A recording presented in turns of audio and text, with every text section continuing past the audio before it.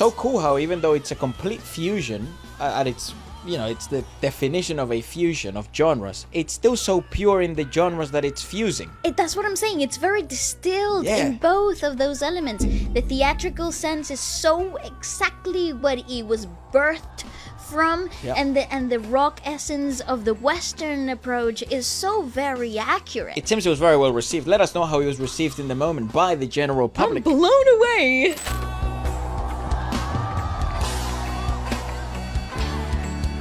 Oh, that right cymbal sounds gorgeous.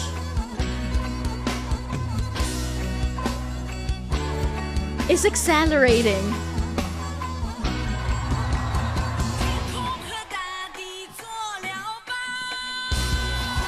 You see all that straight tonality? No vibrato, very little twanginess.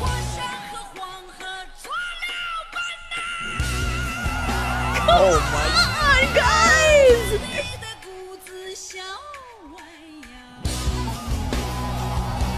Oh.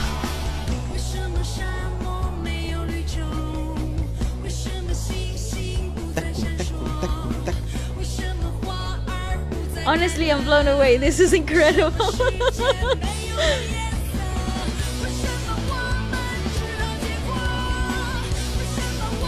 She's got nice tattoos.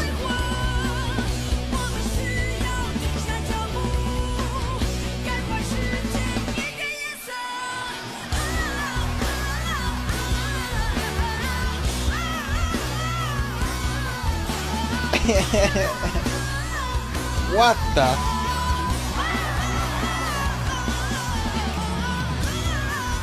Come on, that's insane! What's he smacking?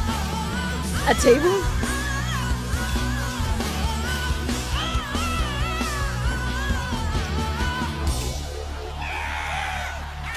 Yeah, a table.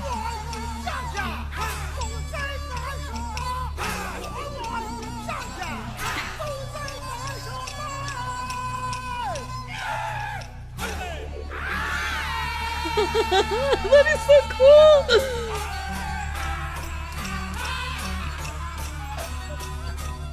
So rebellious by nature. Oh! Let's go!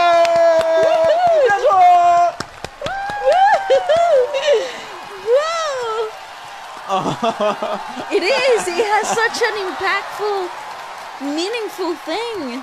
Oh my gosh. God!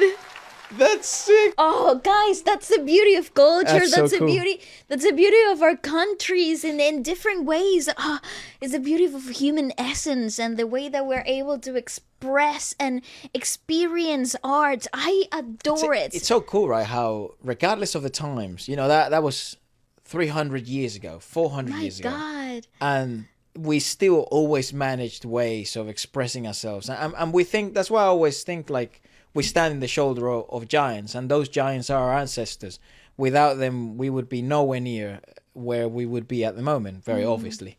But sounds redundant to say. But it's so awesome to see genres in which are fairly modernistic. You know, they're fairly new in that sense. Rock and the fusion elements and stuff. To see what was the origin in specific and different parts of the world is so eye-opening. And the fact that it proves my theory, which I think is music, it's like the maximal expression of the human existence, of the human experience. Because and the one who taught me that was you, through theatre. That the way theatre came about, which is one of the oldest forms of expression and entertainment, is because words weren't enough. Even poetry wasn't enough. Literacy wasn't enough. There had to be a theatrical, exaggerated, maximal expression of the human experience. And people became enthralled by that idea because it really exemplified and it really communicated what they were feeling, but they were suppressed. They did not, because most people don't have the ability to express their emotions fully. The human experience is convoluted, confusing, hard, immensely difficult. And then you see someone that is completely liberated, and in an environment that is accepted, it's not rejected or awfully seen or judged. due to the fact that it's fiction. Correct. Right? It created an illusion in which allowed the individual to be the version that perhaps they wish they were, or the version that had the emotions that they were experiencing maximized. Rock is one of the best examples of that. And to see it be so ancient, and because the similarities are mind-boggling. You know?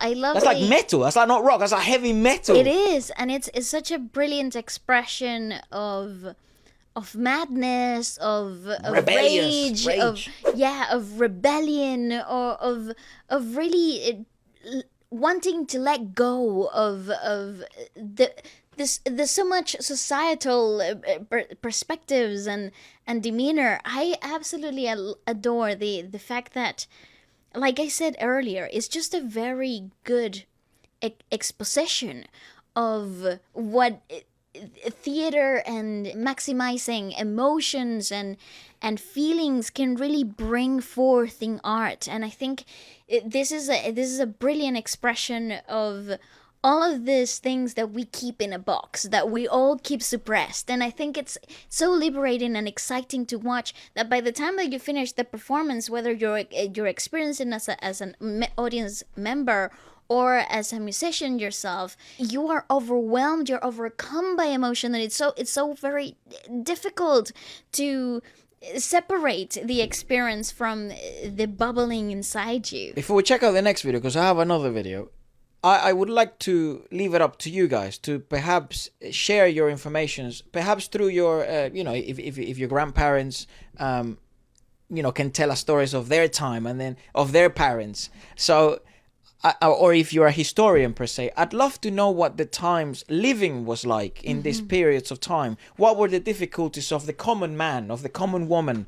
What did the everyday look like? Why would this form of expression be so well rewarded to the fact that 400, 300 years later, we still know about it? I mean, I think with Chinese culture, Chinese people wrote everything down. Oh, you know, like Chinese historians, that's why it's so well documented. So similar to the Roman Empire.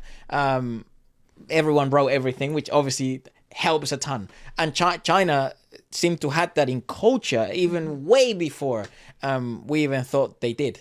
So, and this is just coming from a Westerner perspective, that it's like, what we see in museums here and what our Chinese friends tell us and stuff. So let us know a little bit about that.